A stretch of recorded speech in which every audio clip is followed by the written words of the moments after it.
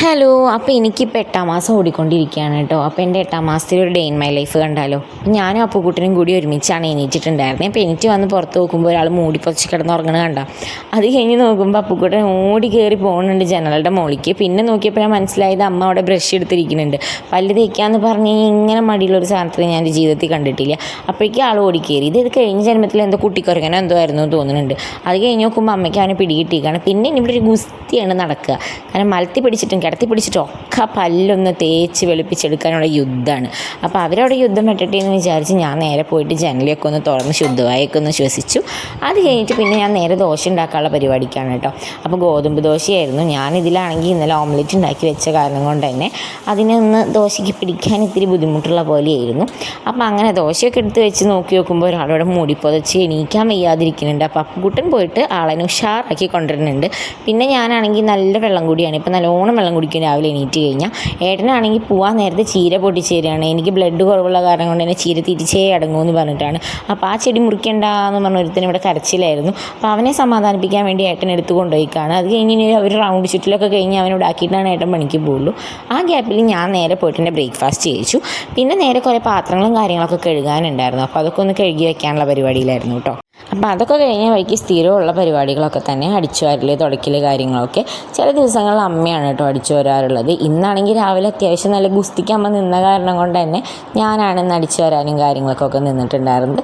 പിന്നെ നേരെ തുടയ്ക്കാൻ പോയി. അപ്പോൾ ആണെന്നുണ്ടെങ്കിൽ അച്ഛൻ തോട്ടം തിരിക്കാൻ പോയിട്ടുണ്ടായിരുന്നു. അപ്പോൾ അച്ഛൻ്റെ പിന്നാലെ നടക്കുകയാണ് കേട്ടോ. അച്ഛനാണെങ്കിൽ ഇവിടെ കുറേ ബാക്കിൽ കഴുങ്ങിൻ്റെയും പിന്നെ തെങ്ങിൻ്റെയും ഒക്കെ തോട്ടമൊക്കെ ഉണ്ട്. അപ്പോൾ അത് തിരിക്കുമ്പോൾ അവൻ പിന്നാലെ നടക്കലാണ് എപ്പോഴും. അതിനൊരു എസ്കോട്ട് പോലെ നടക്കലാണ് അവൻ്റെ പരിപാടി. അപ്പോൾ ആ സമയത്ത് ഞാൻ വേഗം എൻ്റെ തുടയ്ക്കൽ കാര്യങ്ങളൊക്കെ വേഗം കഴിച്ച് വെച്ചിരിക്കുകയാണ്.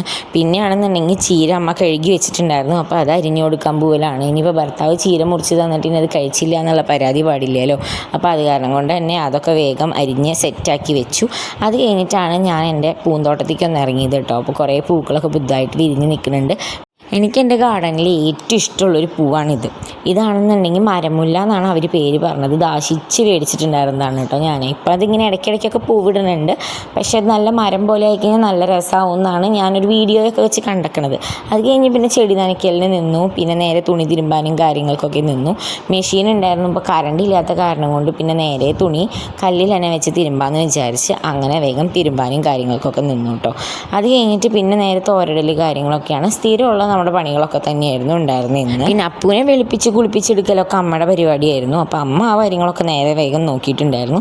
പിന്നെ ഞാൻ നേരെ പോയിട്ട് കുറച്ച് തേങ്ങ ചിരകാമെന്ന് വിചാരിച്ചു കേട്ടോ. ചമ്മന്തി അരയ്ക്കാൻ വേണ്ടിയിട്ടാണ്.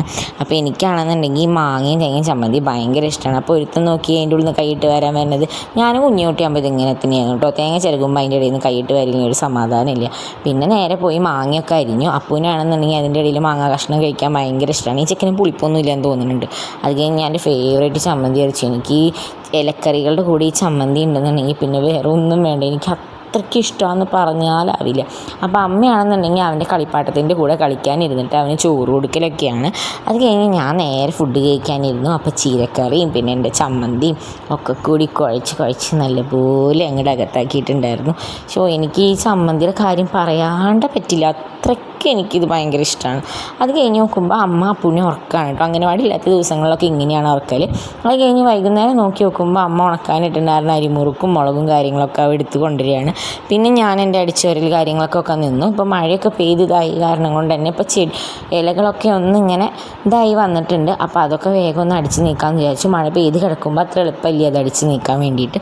അപ്പോൾ വേഗം അടിച്ചുവരൽ കാര്യങ്ങൾ വഴിയൊക്കെ വൃത്തിയാക്കലും കാര്യങ്ങൾക്കൊക്കെ നിന്നിട്ടുണ്ടായിരുന്നു. അപ്പോൾ എത്ര ചമ്മൽ കൂട്ടി കൊടുത്താലും എനിക്കിപ്പോൾ അത് കത്തിക്കാൻ പാടില്ല എന്നാണ് അമ്മ പറയുന്നത്. പ്രഗ്നൻ്റ് ആയിരിക്കണവരൊന്നും ഇപ്പോൾ ഇതൊന്നും കത്തിക്കാനും കാര്യങ്ങൾക്കൊന്നും പാടില്ല അത്രേ. അപ്പോൾ ഞാനത് അടിച്ചൊരി കൊടുക്കും, അമ്മ അത് കത്തിക്കും.